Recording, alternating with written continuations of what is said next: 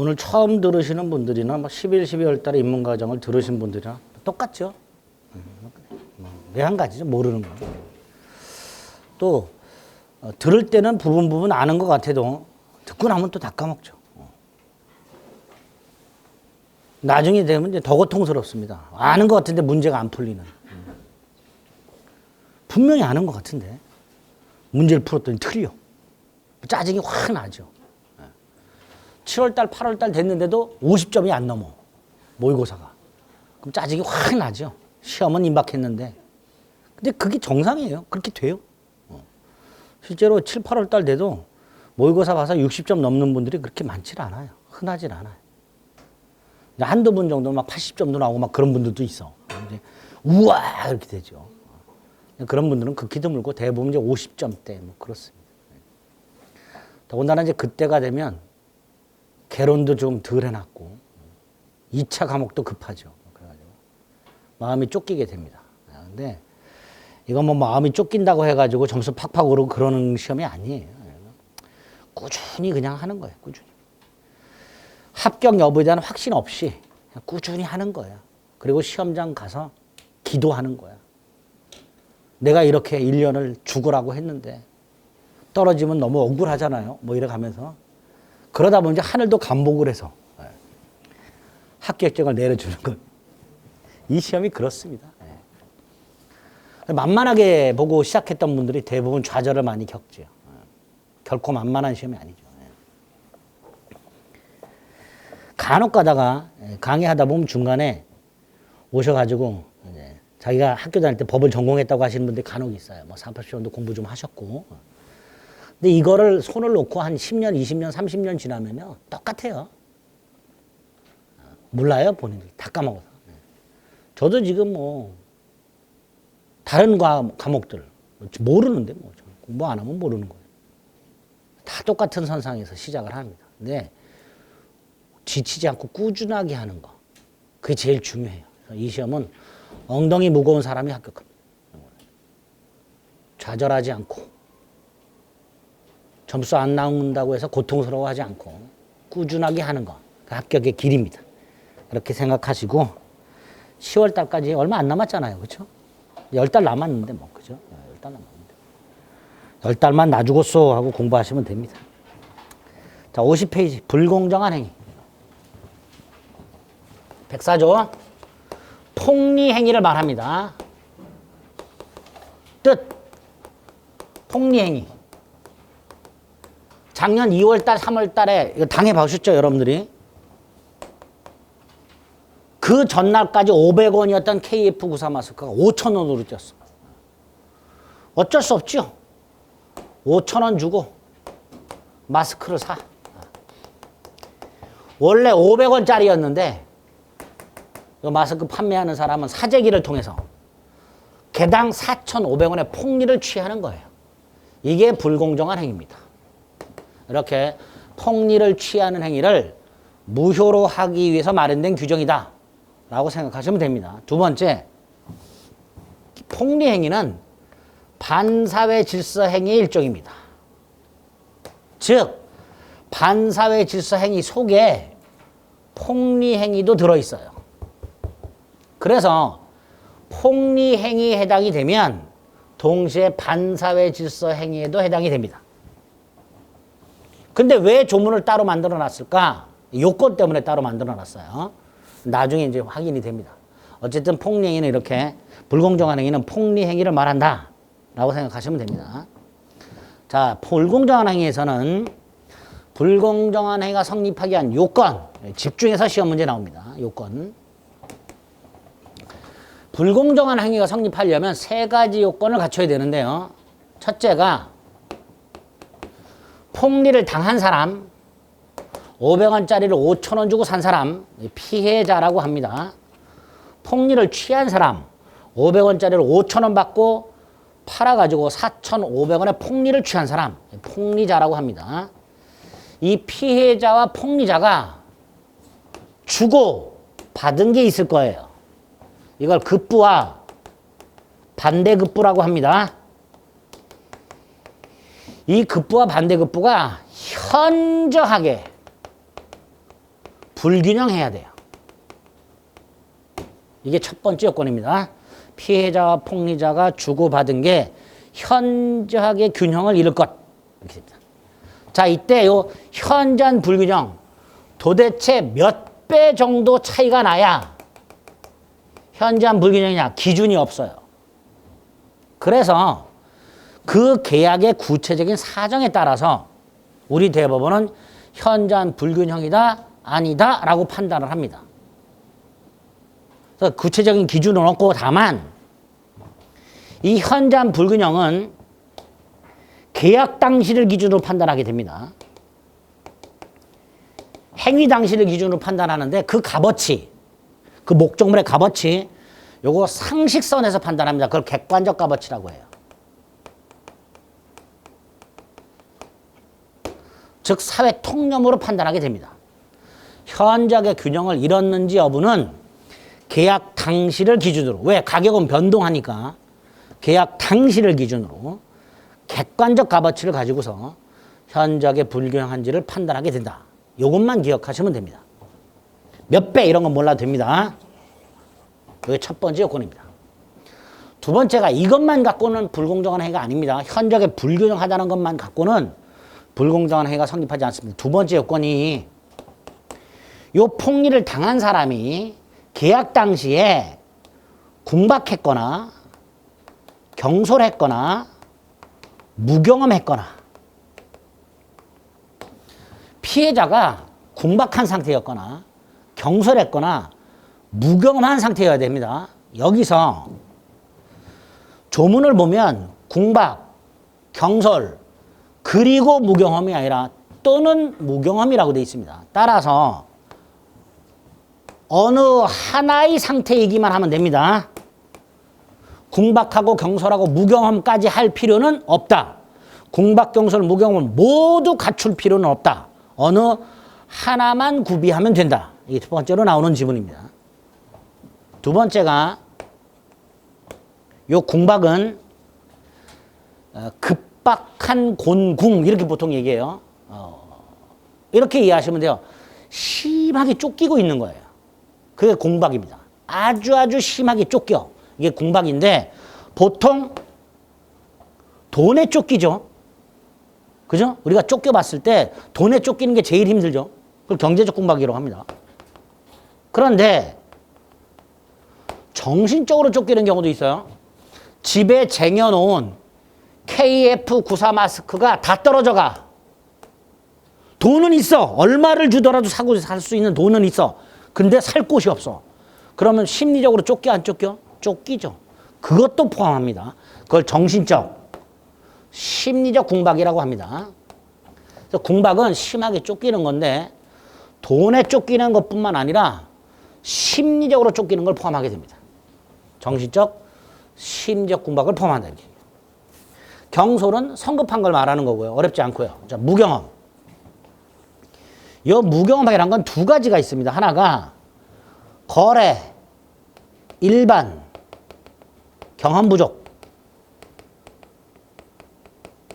이 있고요. 또 하나가 특정 영역의 경험 부족이 있습니다. 거래 일반 경험 부족이란 쉽게 생각하세요. 상식적으로 대한민국 사람이라면 경험해 본 거. 이게 거래 일반 경험이에요. 대표적으로 ATM기에서 인출하는 거. 은행 ATM기에서 돈 찾아보신 경험 없는 분 없죠? 대부분 다 ATM기 쓸 줄 있잖아요. 그게 거래 일반 경험 부족이라고 생각하시면 돼요. 반면에 특정 영역의 경험이란 번지점프 같은 거 생각하시면 돼요. 타보신 분 별로 없죠? 그죠? 이게 특정 영역의 경험이에요. 그래서 거래 일반이란 다른 사람들도 다 해본 거. 반면에 특정 영역은 다른 사람들은 해보지 않은 거. 특별한 사람들만 경험한 거. 이게 특정 영역의 경험이에요. 자, 백사주에서 말하는 무경험이란 요거를 말합니다. 만약에 이걸 말하게 되면요. 대한민국 사람들은 대부분이 무경험 상태가 될 거예요. 그렇죠? 그래서 104조에서 말하는 무경험이란 특정 영역의 경험 부족을 의미하는 게 아니고 거래, 일반 경험 부족을 의미한다. 이렇게 얘기하게 됩니다. 무경험은. 세 번째가 피해자 갑이요. 직접 거래를 한 게 아니라 다른 사람한테 시켰어요. 갑이 직접 계약을 한 게 아니고 친구한테 부탁을 해서 친구가 물건을 사왔어요. 이때 요 피해자가 본인이 되는 거고요. 본인을 대신해서 물건 사오는 사람, 이게 대리인입니다. 근데 이게 불공정한 행위가 돼. 이 계약이 폭리가 됐어. 자, 여기서 궁박한 상태, 경솔했는지, 경험이 없는지를 본인을 기준으로 판단할 것인가, 대리인을 기준으로 판단할 것인가에 문제가 생겨요. 근데 나중에 대리를 가면요, 그 대리인이 저지른 행위에 문제가 있을 때 대리인을 기준으로 판단해라 라는 민법 조문이 있습니다. 누굴 기준으로 판단해라? 대리인 기준. 그러면 당연히 궁박했는지, 경솔했는지, 무경험했는지를 누굴 기준으로 판단하면 돼요? 대리인 기준으로 판단하면 돼요. 을을 기준으로. 그런데 우리 대법원이 별다른 근거 없이 궁박은 본인 기준으로 판단하라 그래요. 궁박만. 경솔과 무경험은 대리인을 기준으로 판단해라. 법에 있는 대로. 그런데 궁박만은 본인 기준으로 판단해라 라는 게 대법원의 태도예요. 즉 민법 규정과 다른 판결을 하고 있어요. 그래서 아주 잘 나오죠. 외워야 됩니다. 이거. 대리인을 통한 행위가 불공정한 행위 경우에 궁박 여부는 본인 기준, 경솔과 무경험 여부는 대리인 기준으로 판단해라. 그래서 궁본, 경무대 이렇게 궁본, 경무대 외워줘야 돼. 그래서 두 번째 요건, 피해자는 궁박, 경솔 또는 무경험할 것과 관련해서는 네 가지 지문이 시험 문제 잘 나옵니다. 언어 하나만 갖추면 충분하다. 정시적 궁박을 포함한다. 사회 일반 거래 경험 부족을 의미한다. 궁박은 본인 기준으로 판단해라. 이런 것들이 시험 문제 자주 등장하게 됩니다. 자, 세 번째 요건이 있습니다. 현장 불균형이 있고 피해자가 궁박, 경솔 또는 무경험 하더라도 세 번째, 폭리자가 폭리를 취하는 놈이 피해자가 궁박한 상태에 있구나, 경솔하구나, 경험이 없구나 라는 사실을 알면서 요걸 이용해 먹을 생각을 하고 있어야 돼요. ATM기에서 돈을 찾지 못하고 머뭇못하고 있는 사람이 있더라. ATM기에서 돈을 찾아본 경험이 없는 사람은 ATM기, 뭐 카오스크 이런 거, 무인 주문 같은 거 못하는 분들 꽤 있죠. 경험이 없으니까 못하는 거예요. 그러니까 무인 주문기 같은 데 보면은 이렇게 쳐다보고 가만히 있는 사람들 많죠. 뭐 이것저것 눌러보고. 그런 사람들을 내가 만났어. 아, 그럼 이 사람은 경험이 없구나 라는 걸 알아. 자, 이렇게 누군가가 경험이 없다라는 걸 알았을 때 그거를 도와주려는 게 사회 질서일까요? 이용해 먹으려는 게 사회 질서일까요? 도와주려는 게 사회 질서예요. 그러니까 알면서 도와줬다. 이건 반사회 질서가 아닌 거예요. 반면에 알면서 그걸 울고 먹으려고 했다. 그래야 반사회 질서가 되는 거예요. 단순히 피해자가 공박하다, 경솔하다, 무경험하다라는 걸 아는 것만으로는 부족해요. 왜? 알면서 도와줄 수 있으니까. 그러니까 알면서 그걸 이용하려는 의사까지 있어야 돼요. 요거를 폭리의사라고 합니다. 또는 내가 폭리를 취하는구나 라는 것을 알고 있다 해서 폭리행위의 악의라고 합니다. 이렇게 폭리자에게 폭리의사 또는 폭리행위의 악의가 있어야 불공정한 행위가 성립하게 됩니다. 세 가지 요건을 기억하셔야 돼요. 세 번째 요건 이렇게 나옵니다. 피해자가 궁박한 상태에 있다는 사실을 아는 것만으로도 불공정한 행위가 성립한다. X.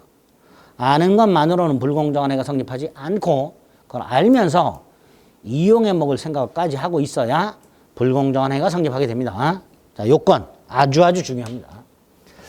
자, 세 번째. 이제 소송이 나오는데요. 우리 시험 범위에 가끔 소송과 관련된 내용들이 나오는데 폭리를 당한 피해자가 나중에 법원에 소송을 제기합니다. 판사님, 저는 폭리를 당했는데요. 500원짜리를 5,000원 주고 샀는데요. 폭리를 당했습니다. 4,500원은 돌려받게 해주세요. 만약 이렇게 소송을 제기했다. 이렇게 소송을 제기한 경우에 소송에서 이기려면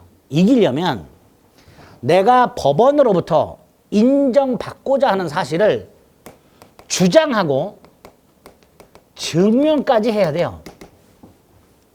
소송에서 핵심이 증명이에요. 그래서 소송을 제기하기 전에 증거를 되도록이면 많이 만들어 놔야 되는 거예요.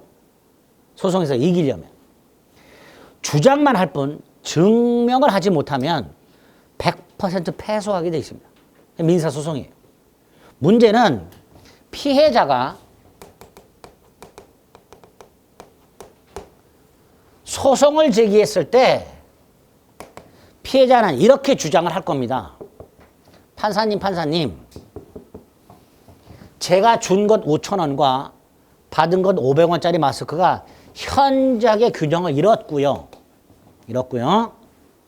저는요, 계약 당시 어리버리한 상태였고요.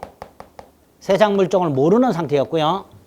세 번째로, 폭리자는요, 저희 무혐의 상태를 이용하려는 생각을 가지고 있었습니다. 따라서 저와 폭리자 사이 계약은 불공정한 행위입니다. 라고 주장을 할 거예요. 그렇죠? 근데 주장을 했다 해서 법원이 그걸 다 믿어주냐? 안 믿어준단 말이죠. 뭐의 문제가 남아요? 증명의 문제가 남아요. 그런데 특히 폭리 의사 같은 거, 무경험 같은 거, 이거 어떻게 증명을 할까요? 판사님, 저는요, ATM기에서 돈을 한 번도 찾아본 적이 없는데요? 그럼 법원은 증명해라. 어떻게 증명을 할까요? 증명할 방법이 없어요. 주장만 있고 증명할 방법이 없어요. 자, 이렇게 증명하기가 어려울 때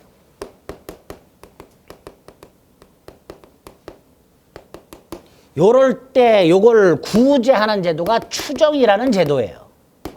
무슨 제도? 추정. 내가 어떤 A 사실을 주장하고 있어. 내가 경험이 없다라는 사실을 주장하고 있어. 나는 ATM기에서 한 번도 돈을 찾아본 적이 없다라고 주장하고 있어. 근데 그걸 증명하기가 어려워. 이럴 때 만약에 대한민국 사람들은 ATM기에서 돈을 찾아본 경험이 없는 걸로 추정한다.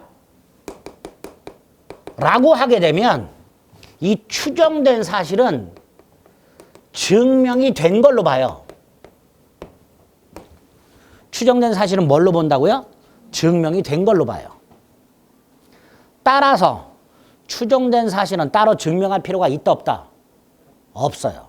그래서 우리 조문을 보다 보면 뭐뭐로 추정한다 라는 조문들이 꽤 많이 나와요.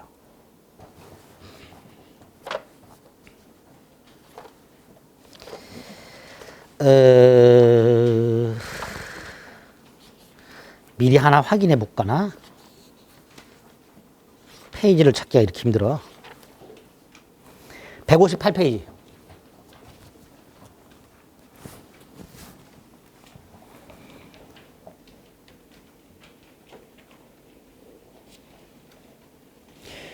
(158페이지를) 보면 맨 위에 153조 1항이 있습니다. 거기에 보면요, 기한은 채무자의 이익을 위한 것으로 추정한다라고 돼 있죠.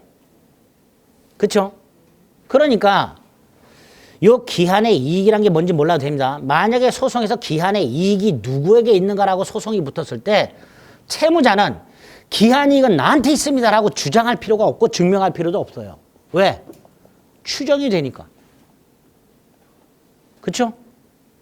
따라서 반대로 채권자가 아니요 판사님 기한이익은 채권자 나한테 있습니다 라고 주장하는 사람이 증명을 해야 되는 거예요. 그게 추정의 기능이에요.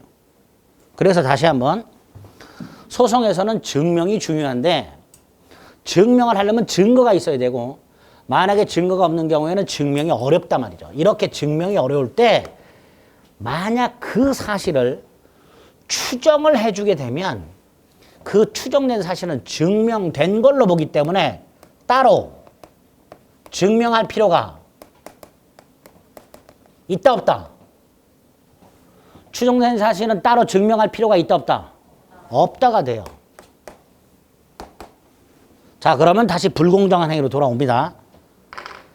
피해자가 소송에서 판사님 저는요 폭리자와 거래했는데요 주고받은 게 현저하게 균형을 잃었습니다. 주장하겠죠? 증명해야 되죠? 뭐 갖고 증명할까요? 영수증 같은 걸로 증명하면 되죠. 5,000원 줬고요. KF 마스크 계약 당시 다른 거래처에 이렇게 딱 보게 되면 500원으로 돼 있는 데가 있어. 똑같은 물건이. 그럼 보세요. 500원짜리를 제가 5,000원에 샀잖아요. 증명이 쉬워요, 이거는. 영수증만으로도 증명이 가능해요. 자, 이때 두 번째, 무경험했어. 이걸 증명해야 되는 증명이 어렵죠. 만약에 현저한 불균형이 증명이 되었을 때 이거를 추정을 해주면 공박경설 무경험은 따로 증명할 필요가 있어요, 없어요? 없지요? 자, 우리 한번 생각해 보세요. 갑이라는 자가 500원짜리를 5,000원을 주고 샀대. 이런 소식을 들었어. 그럼 보통 사람들은 야, 그거 굉장히 급했나 보네. 라고 보통 생각하겠죠. 그렇죠? 만약에 갑이 1억짜리 땅을 1,000만 원에 을한테 팔았어. 그 소식을 들었어. 그럼 야, 갑이 뭐가 그렇게 급해서 1억짜리를 1,000만 원에 팔았지? 그거 당한 거 아니야? 보통 이렇게 생각을 할 거 아니에요. 그죠? 그러니까 그걸 소송으로 바꿔보면 현저하게 균형을 잃었을 때 이게 증명이 되면 피해자는 궁박했거나 경솔했거나 무경험했구나 라고 판단할 수 있는 거 아니냐. 이런 생각을 하게 되는 거예요. 즉 현저한 불균형이 증명이 되었을 때 궁박, 경솔 또는 무경험이 추정된다 이렇게 말할 수 있는 거예요. 그죠? 만약에 추정이 되면 피해자는 이거 따로 증명할 필요가 있다 없다? 없다가 되는 거예요. 그런데 우리 대법원이 이렇게 판결합니다. 아니다. 피해자는 이거 폭력 이상 세 가지를 모두 증명해야 된다는 게 판례예요. 대법원에 의하면 피해자가 이걸 모두 증명을 해야 돼요. 이게 판례예요. 제가 좀 전에 뭐라 그랬어요? 현저한 불균형을 증명했을 때 궁박 따위를 추정을 하면 이건 따로 증명할 필요가 없다 그랬잖아요. 그죠? 근데 우리 대법원은 아니다. 전부 피해자가 증명하라 라고 판결하고 있어요. 그럼 이건 이렇게 말할 수 있는 거죠. 현저한 불균형이 설령 증명됐다 하더라도 궁박경설 무경험 따위가 추정된다 안 된다? 추정되지 않는다 이렇게 말합니다. 아주 어렵죠. 추정이 소송하고 연결돼 있어서 어려워요. 다시 한번. 현저한 불균형을 증명을 했을 때 궁박 따위를 추정을 하면 궁박 따위는 따로 증명할 필요가 없게 되는 거예요. 하지만 우리 대법원은 이걸 증명했다 하더라도 이게 추정되지 않기 때문에 따로 증명하라 이렇게 말을 해요. 그래서 지문. 현저한 불균형이 증명되었다 하더라도 피해자의 궁박 따위가 추정되지는 않는다. 이런 지문이 나오게 됩니다. 아주 어려운데 아주 중요한 지문이에요. 입증책임과 관련해서. 기억하셔야 됩니다. 요건 네 번째. 적용 범위와 관련해서 첫째, 증여를 하거나 기부를 했다. 증여나 기부는요, 주기만 하지요.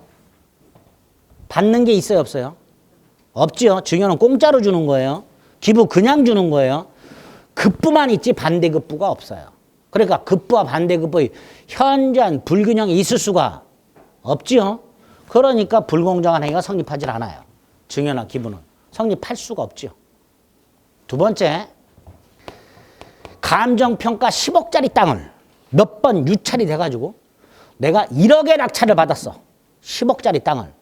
불공정한 행위가 될까요? 안 될까요? 안 됩니다. 법원을 통해서 경매를 받은 경우에는 아무리 헐값에 낙찰을 받았다 하더라도 불공정한 행위는 성립하지 않습니다. 이 적용 범위에 관해서 불공정한 행위가 성립하지 않는 거 2개 딱 머릿속에 넣습니다. 증여, 기부, 경매. 자, 1월달 과정에서 불공정한 행위와 관해서는 딱 여기까지만 기억을 합니다. 여기까지. 효과는 나중에 보고 여기까지만 기억합니다. 돌아가 봅니다. 50페이지. 2번 불공정한 법률행위 제104조 조문 확인하시고요. 의 104조는 자기급부에 비해서 현저하게 균형을 이룬 반대급부를 하게 함으로써 부정한 재산적 이익을 얻는 행위를 무효로 한다. 104조는 103조와 독립적인 것이 아니고 103조의 예시에 지나지 않는다. 즉 불공정한 행위에 해당이 되면 동시에 뭐에도 해당이 된다. 반사의 질서 행위에도 해당이 된다. 이렇게 되겠죠. 자, 2번 요건. 동그라미 1번. 급부와 반대급부 사이에 현저한 불균형. 자, 이때 이 현저한 불균형은 두 번째 줄 보세요.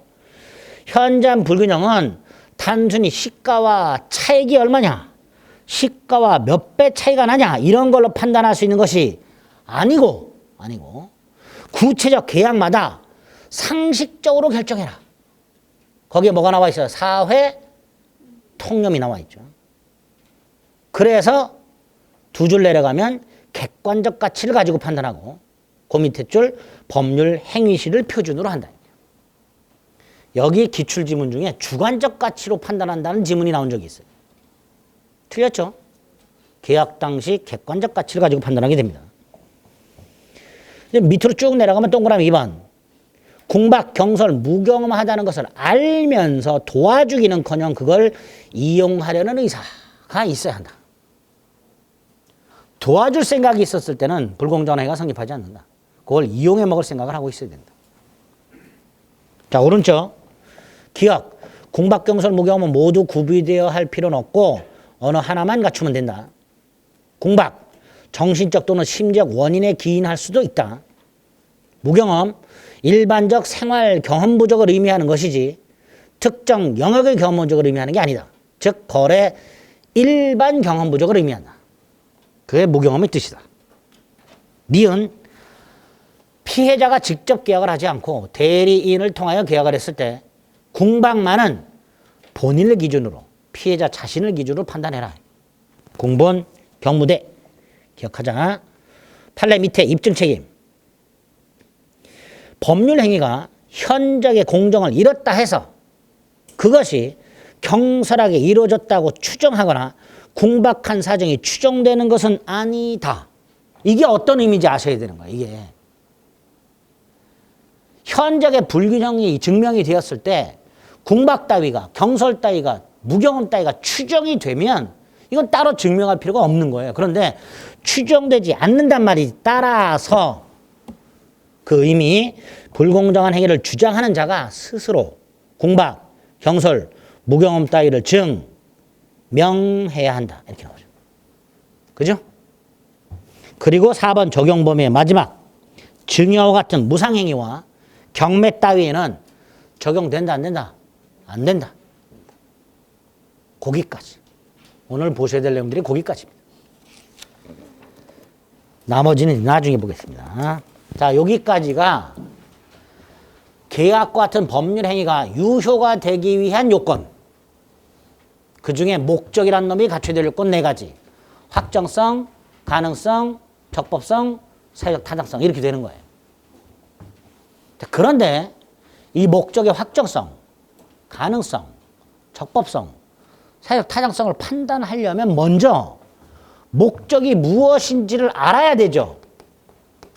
각과리 계약을 했는데 어떤 계약을 했는지를 알아야 되는 거예요. 그죠? 무슨 계약인지를 알아야 그 다음에 확정성, 가능성, 적법성, 사회적 타당성을 판단하게 될 겁니다. 이때 그 목적이 무엇인지를 밝히는 것, 이걸 법률행위 해석이라고 해요. 이 법률행위 해석은 굉장히 내용이 어렵습니다. 오늘 기본이 되는 것만, 지난 12일, 12월 때는 말씀을 안 드렸어요. 자, 오늘은 기본이 되는 것만 생각을 해봅니다.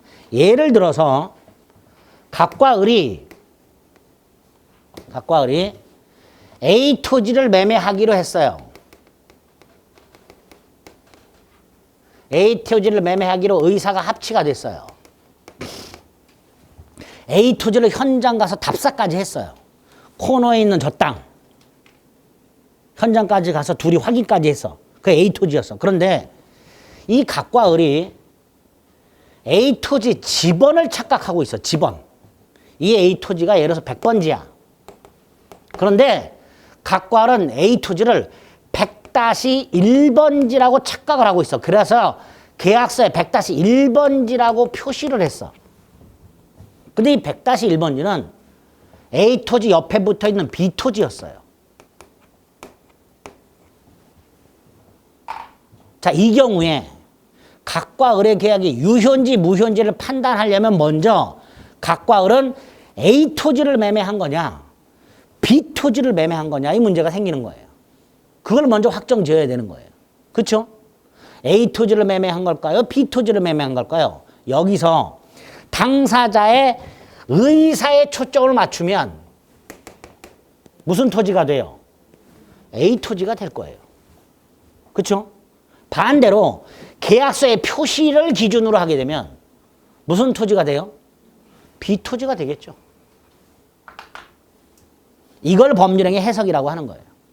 즉 당사자의 의사와 표시가 불일치할 때, 당사자의 뭐하고 뭐가 불일치할 때? 의사하고 표시가 불일치할 때 의사를 기준으로 목적을 확정 지을 거냐, 표시를 기준으로 목적을 확정 지을 거냐의 문제가 남게 됩니다. 요거를 뭐라 한다? 법률행위 해석이라고 하게 돼요. 여기서 표시를 기준으로 해석하는 것을 규범적 해석이라고 하고요. 표시를 기준으로 해석하는 걸 뭐라 한다? 규범적 해석. 의사를 기준으로 해석하는 걸 자연적 해석이라고 합니다. 이렇게 일단 법률행위 해석에 두 가지 방법이 있어. 하나가 더 있는데 하나는 나중에 보고 두 가지. 규범적 해석과 자연적 해석 두 가지 방법이 있어요. 표시를 기준으로 할 거냐, 의사를 기준으로 할 거냐. 원칙이 뭘까요? 원칙. 이게 원칙이에요. 뭐가 원칙이라고요? 표시가 원칙이에요. 표시. 즉 규범적 해석이 원칙이에요. 그래서 판례가 이렇게 말해요. 법률행위 해석이란 당사자 의사와는 관계없이 표시행위를 객관적이고 합리적으로 해석해야 된다. 이게 판례의 대원칙이에요. 뭐가 원칙이라고요? 규범적 해석이 원칙이라고. 표시를 기준으로 하는 게. 민법의 대부분의 규정들이 표시를 기준으로 효력이 생기도록 규정을 다 해놨어요. 대부분의 규정들이. 그런데 예외가 있겠지요? 예? 예외가 있을 거야. 자연적 해석하는 경우. 그죠? 민법 시험에서는 예외가 주로 출제가 돼요. 예외가. 원칙보다는. 그럼 예외만 공부하면 되냐? 아니지. 원칙을 알아야 예외도 알지. 어쩔 수 없는 거예요. 원칙은 이건데 예외적으로 의사에 중점을 두는 경우가 있더란 말이죠. 요게 시험 문제에 나오고요. 그 대표적인 게 이거예요. 당사자, 의사, 합치. 양 당사자의 의사가 A 토지 매매로 합치가 됐다면 설령 계약서에는 깜빡하고 B 토지라고 표시했다 하더라도 표시를 개무시해라. 이게 판례예요. 무슨 해석이에요? 자연적 해석이죠. 요거를 오표시무해라고 말을 해요. 뭐라 한다고요? 오표시무해. 자, 결론. 법률행위 해석이란 의사와 표시가 불일치하는 경우에 어디에 기준을 삼아서 목적을 확정 지을 것이냐 이 문제고 원칙이 표시를 기준으로 한다. 다만 양 당사자의 의사가 합치한 경우에는 표시를 고려할 필요 없이 의사를 기준으로 해석해라. 그걸 자연적 해석이라고 하고 오표시 무해라고 하게 됩니다. 이 오표시 무해가 간혹 시험 문제에 나옵니다. 그것만 확인해 보겠습니다. 53페이지에 보면 법률행위 해석의 의. 법률행위 해석이란 내용을 명확하게 확정짓는 것을 말하고 결국 세 번째 줄 의사표시 해석으로 귀결이 된다 그랬어요. 그렇죠? 여기서 어떤 문제가 생겨? 이렇게 의사와 표시가 불일치하는 경우에 문제가 생기는 거예요. 어디에 초점을 맞출 것인가에 문제가 생기는 거예요. 그래서 판례가 이렇게 나와 있죠. 의사표시 해석에 있어서 세 번째 줄 당사자의 내심의 의사보다는 외부로 표시된 행위에 의하여 해석을 하는 것이 타당하다. 무슨 해석이에요 이게? 규범적 해석이에요. 이게 원칙이라는 거예요. 판례가. 그죠? 보세요. 당사자의 내심의 의사보다는 표시 행위를 가지고 해석해라 말이지. 그게 원칙이란 말이에요. 그런데 한 장을 넘기면 네모 3번에 양가로 1번 자연적 해석이 있습니다. 거기에 보면 동그라미 1번에 두 번째 줄 표의자의 실제 의사, 즉 내심의 의사를 추구하는 것이다. 그게 자연적 해석이다. 그리고 동그라미 2번 오표시 무해가 있죠. 그죠? 그리고 그 밑에 판례가 있습니다. 자, 판례를 읽어보겠습니다. 부동산 매매 계약에 있어서 쌍방 당사자가 모두 특정의 갑토지를, 자, 우리 얘를 이렇게 갑과 을이라고 했는데 A와 B로 바꿀게요. A와 B가 갑토지를 매매하기로 의사가 합치가 됐어요. 그런데 이 갑토지의 지번을 착각해서 계약서에는 을토지라고 표시한 거예요. 읽어보겠습니다. 부동산 매매 계약에 있어서 쌍방 당사자 A와 B가 모두 특정의 갑토지를 계약의 목적물로 삼았으나 그 목적물의 지번 등의 착오를 일으켜서 계약을 체결함에 있어서 계약서에 을토지로 표시를 했다 하더라도, 그 다음 윗줄 그어져 있는 거, 갑토지에 관하여 매매를 한다는 당사자 의사 합치가 있는 이상 계약은 그 의사대로 갑토지에 대해서 성립한 걸로 봐야 한다. 즉 계약서에 써 있는 을토지는 매매를 했다 안 했다? 안 했다가 되는 거예요. 이게 자연적 해석이고 오표시 무해의 원칙입니다. 됐죠? 법률의 해석에 오늘 요것만 딱 이해하시면 돼요. 그러면 법률의 해석과서 거의 절반 이상을 이해하신 겁니다. 됐죠? 법률의 해석이 왜 문제가 되는지, 문제가 될 때 뭐가 원칙인지, 예외가 뭔지, 그리고 예외와 관련된 오표시 무해 판례 요거 하나, 요거 딱 이해하시면 됩니다. 그래서 목적이 끝이 났어요. 자, 민법 총칙에서 목적과 관련된 게 첫 번째 나온다고 그랬습니다. 두세 문제가 나온다고 그랬습니다. 자, 이제 두 번째가 의사표시와 관련된 건데요. 보세요. 의사표시는 법률 행위의 필수 구성 요소라고 그랬죠? 그죠? 그러니까 만약에 이 의사표시가 비정상적이라면 당연히 법률행위도 영향을 받는다 안 받는다? 받겠죠. 그러니까 법률행위가 유효하려면요, 그 법률행위의 필수 요소인 의사표시가 정상적이어야 돼요.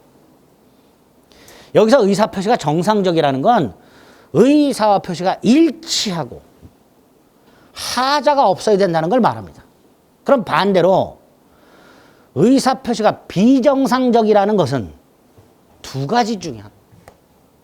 의사하고 표시가 불일치.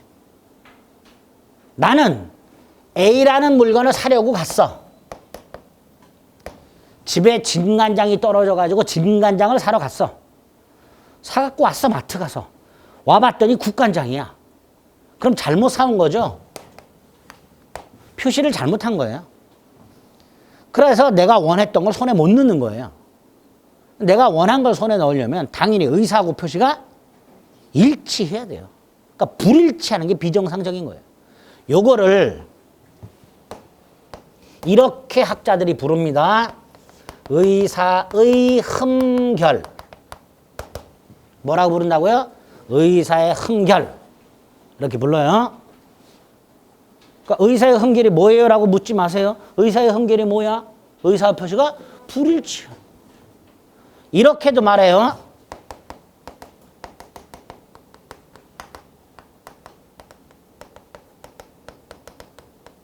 아주 어려워요. 내심적 효과 의사가 결여되었다 라고도 말을 합니다. 그냥 의사와 표시가 불일치한다로 끝나면 참 좋은데, 용어를 통일하면 참 좋은데, 의사의 흠결이라고도 말을 하고 내심적 의사가 결여되었다라고도 말을 하고, 또 어딜 가면요 이렇게도 써요. 지인의 아님 이렇게도 써요. 다 같은 말이에요. 자, 이해하려고 하지 마시고 이거 하나하나 왜 이렇게 부르는지 설명드리면 머리만 깨져요. 외웁니다. 의사 표시의 불일치, 이게 제일 쉽지요. 조금 어려운 게 의사의 흠결이야. 제일 어려운 게 내심적 효과 의사가 결여된 게 제일 어려워. 지인이 아니면 내가 지금 표시하는 게 내 생각이 아니야. 의사 표시가 불일치. 다 같은 말이에요. 어쨌든 의사 표시가 불일치하는 경우가 첫 번째. 또 하나는 의사하고 표시는 일치하는데 내가 의사를 표시할 때 상대방으로부터 사기를 당했거나 협박을 당한 경우, 내가 사기를 당해서 물건을 사거나 협박을 당해서 물건을 샀다. 정상, 비정상? 비정상이잖아요. 그러니까 이것도 비정상적 의사표시가 돼요. 그런데 요거는 의사 표시는 일치하기 때문에 의사의 흠결이라 하지 않고요. 요걸 하자라고 합니다. 하자 있는 의사표시라고 합니다. 그래서 우리 민법상 비정상적 의사표시, 비정상적인 의사표시를 포함하고 있는 법률행위는 무효일 거 아니에요. 그렇죠? 또는 취소할 수 있도록 해놨단 말이에요. 그러니까 그 비정상적 의사표시가 뭐냐 말이지. 뭐냐. 뭐가 있냐 도대체. 총 4가지가 있는데 그 4가지가 크게 두 덩어리로 나뉘는 거예요. 의사의 흠결하고 하자 있는 의사표시하고. 자, 여기서 이 의사의 흠결이 또다시 두 종류가 있습니다. 갑. 의사는 A, 표시는 B. 이 갑, 표의자라고 합니다. 표의자가 자신의 의사와 표시가 일치하지 않는다는 것을 알고 있는 경우가 있고요. 모르고 있는 경우가 있습니다. 자신의 의사와 표시가 불일치한다는 것을 알고 있는 경우와 모르고 있는 경우로 나누게 됩니다. 의사의 흠결은. 자, 여기서 알고 있는 경우가 107조. 지인이 아닌 의사 표시가 제일 먼저 나오고요. 두 번째, 108조 허위 표시가 있습니다. 반면에 모르고 있는 게 109조 착오고요. 하자 있는 게 110조 사기 강박입니다. 이렇게 총 4가지 비정상적 의사 표시가 민법에 규정이 되어 있습니다. 여기서 107조 비진의 표시라는 놈은요, 원칙 표시한 대로 유효하고 예외 무효가 됩니다. 허위 표시는 무효고요. 착오하고 사기 강박은 유효하되 취소를 하면 무효가 되도록 하고 있어요. 취소를 하면 무효가 되도록 하고 있습니다. 그리고 우리 아까 반사의 질성이 같은 것들은 무효로 한다로 끝났죠. 더 없었어요. 그냥 무효로 한다로 끝이 났어요. 조문이. 그런데 요놈들은 무효가 된다. 무효다. 그 다음에 뭐가 하나 붙어요. 단, 이 무효를 선의의 제3자에게는 대항하지 못한다. 요게 추가가 되어 있습니다. 비진의 표시 같은. 그러니까 요게 어떤 의미인지를 파악하셔야 돼요. 목적 요건에서는요, 무효로 한다로 끝이 났어요. 이런 거 안 붙었어요. 그런데 의사표시에서는 이게 붙어 있습니다. 107조 2항, 108조 2항, 109조 2항, 110조 3항. 이게 어떤 의미인지 파악을 하셔야 됩니다. 일단 우리 민법상 비정상적 의사표시 이렇게 네 가지가 있다. 이게 기본 뼈대입니다. 이렇게 뼈대를 잡고 첫째, 비진의 표시를 봅니다. 비진의 표시 또는 진의 아닌 의사표시라고 되어 있습니다. 조문을 먼저 확인합니다. 61페이지 필요 없어요. 읽지 마세요. 63페이지. 비정상적 의사표시라고 박스가 있고요. 박스 밑에 진이 아닌 의사표시라고 107조가 있습니다. 1항에 보면 의사표시는 표의자가 진이 아님이라고 돼 있죠. 이 진이 아님이 뭐예요? 에? 진이 아님이 뭐야? 이거 어디 갔어? 이거 진이 아님이 이거잖아요. 의사 표시가 불일치함을 알고 이런 뜻이에요. 진이 아님을 알고 이퀄 의사와 표시가 불일치함을 알고 한 경우에도 그대로 효력이 있다 이렇게 돼 있죠. 그죠? 자, 107조 1항을 보면 원칙이 표시한 대로 그대로 유효하다 이런 뜻이에요. 표시한 대로 그대로 유효하다. 그런데 두 번째 문장이 있죠. 그러나 상대방이 표의자의 진이 아님을 표의자의 의사와 표시가 불일치함을 알았거나 알았다를 악의라고 합니다. 알 수 있었다를 과실이라고 합니다. 상대방이 갑의 진이 아님을 알았거나 알 수 있었을 경우에는 무효가 된다. 이렇게 돼 있어요. 여기서 효력이 있다. 이게 107조 1항 본문이고요. 알았거나 알 수 있을 때는 무효가 된다. 이게 107조 1항 단서입니다. 이 단서는 외우셔야 돼요. 우리 시험에 그냥 107조 1항 단서라고만 나오는 경우가 왕왕 있습니다. 107조 1항 단서가 뭔지 조문 암기하셔야 돼요. 상대방이 알았거나 알 수 있었을 경우에는 뭐가 된다? 무효가 됐다. 이게 107조 1항 단서입니다. 그 다음에 2항이 선의의 제3자에게 대항하지 못한다. 자, 여기서 선의의 제3자에게 대항하지 못한다는 허위 표시 가서 하겠습니다. 오늘은 107조 1항만 이해를 해봅니다. 자, 그러면 비진의 표시가 뭐냐 도대체? 자신의 의사 표시가 불일치한다 그러면 알면서 하는 의사 표시라고 그랬죠. 예? 이거 생각하시면 돼요. 갑이 회사를 그만둘 생각 없이 사직서를 냈어.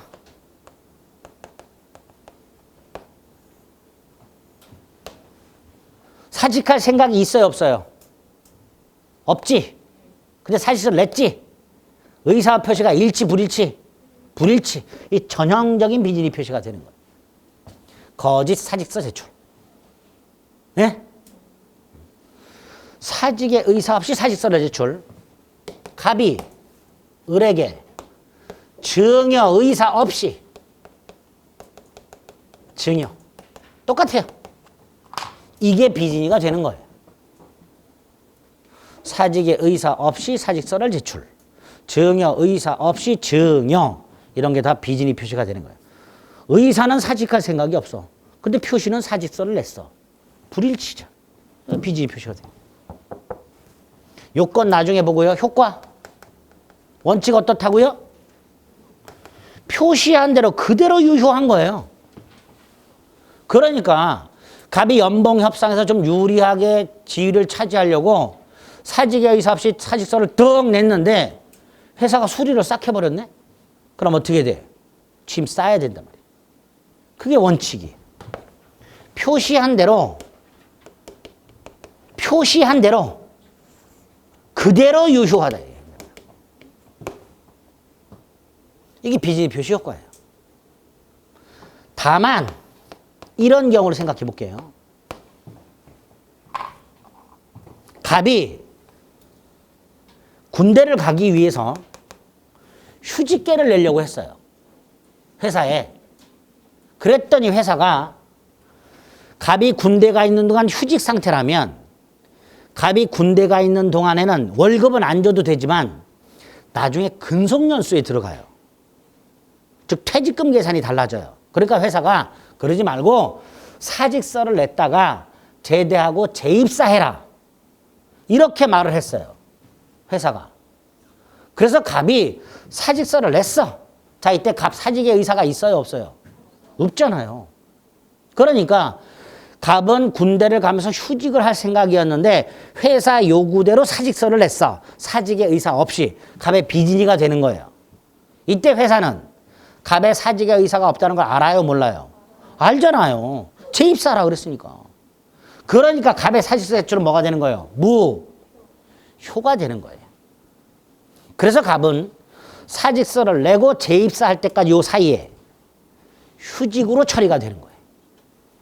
사직서 제출은 무효가 되고 갑이 사직서를 낸 때부터 재입사할 때까지 기간은 휴직 기간으로서 근속연수에 산입하라. 이게 판례예요. 그게 비진이 표시입니다. 비진이 표시는 이렇게 주로 사직의 의사 없이 사직서를 제출하는 경우 여기에서 주로 나오게 됩니다. 또 하나는 요거 증여 의사 없이 증여하는 경우 갑이 사례형처럼 나올 때 보통 이렇게 나옵니다. 을에게 보통 시험지면 을의 환심을 사기 위하여 뭐 이렇게 나와요. 뭐 그런 건 중요한 게 아니죠. 동기니까 그거는. 갑이 을에게 증여 의사 없이 A 건물을 증여를 하고 등기까지 내준 경우 이렇게 나와요.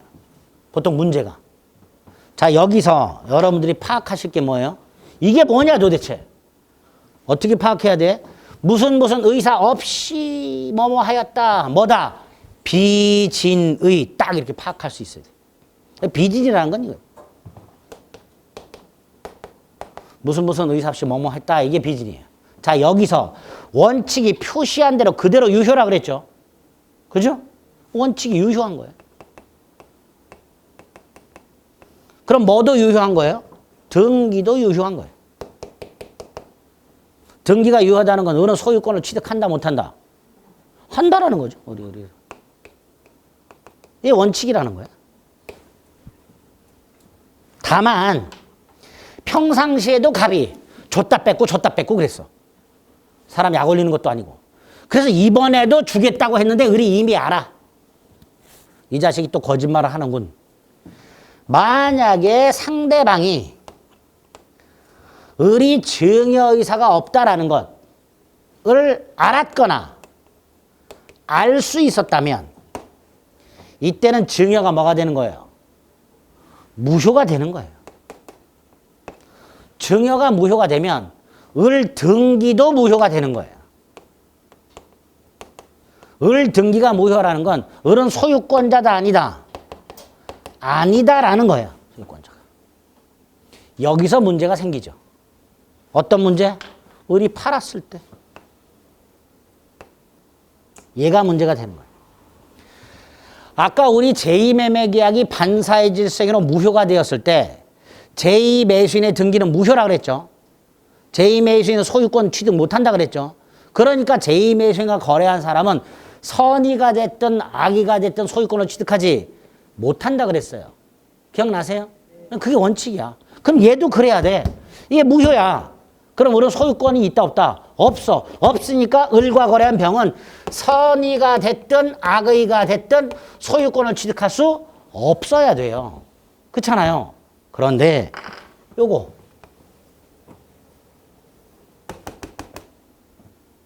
이걸 여기에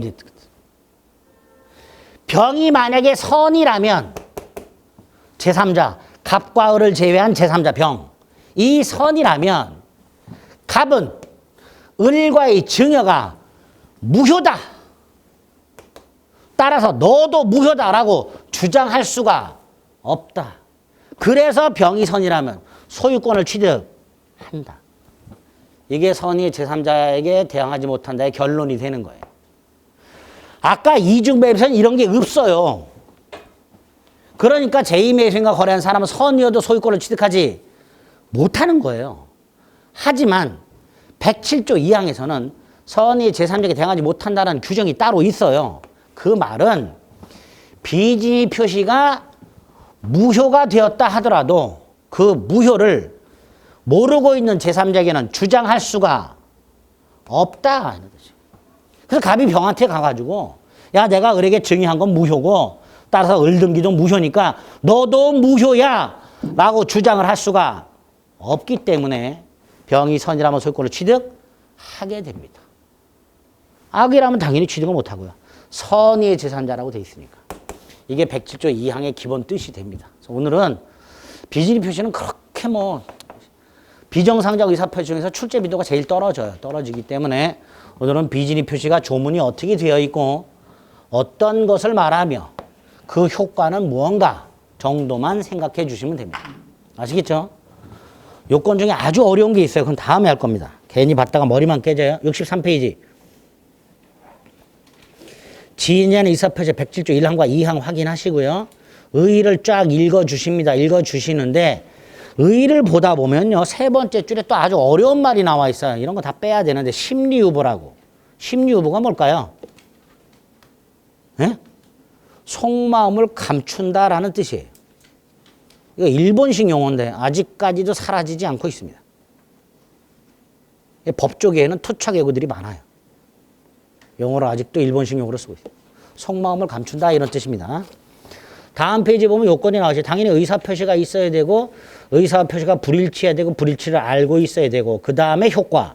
1번의 원칙. 비진의 표시는 표시한 대로 효과가 발생한다. 가령 사직할 의사가 없으면서 고용주에 대한 자신의 신임도를 알아보기 위해서 사직서를 제출했는데 수리를 해버렸다. 그러면 사직의 의사가 효과가 발생한단 말이에요. 그죠? 반면 오른쪽 예외 무효. 무효. 상대방이 알았거나 알 수 있었을 경우에는 무효가 된다. 이렇게 되어 있습니다. 알 수 있었을 경우. 그 정도 결론을 기억하시고 쭉 내려서 양가로 3번. 제3자에 대한 관계가 있죠. 동그라미 1번. 비진의 표시가 무효일 때 그 무효는 선의의 제3자에게 대항하지 못한다. 제3자가 선이라면 보호된다 안 된다? 보호된다. 뭐 그런 뜻입니다. 거기까지 기억을 해 주시면 되겠습니다. 됐지요? 됐다고 해주세요. 네. 오늘 첫날 여기까지. 조금 더 봐야 되는데 첫날이어서 여기까지만 일단 살펴보겠습니다. 아까도 말씀드렸듯이 들을 때는 이해가 되었어도 돌아서면 까먹는다 그랬습니다. 그래서 까먹기 전에 집에 가셔서 다음 주까지 적어도 한 번 이상은 다시 한번 보고 오셔야 됩니다. 아시겠죠? 11, 12월 달에 강의 들어보신 분들 알 거예요. 복습 안 하면 어떤 사태가 발생하는지. 예? 복습을 해도 까먹는데. 그러면 또 어차피 까먹는 거 안 해. 이런 분들이 계셔. 그러지 말고 나중에 5, 6월, 6월, 7월 달 가서 달라집니다. 확실하게. 그래서 반드시 한번 복습하시고 오시기 바랍니다. 아시겠죠? 여기까지 하겠습니다. 수고하셨습니다.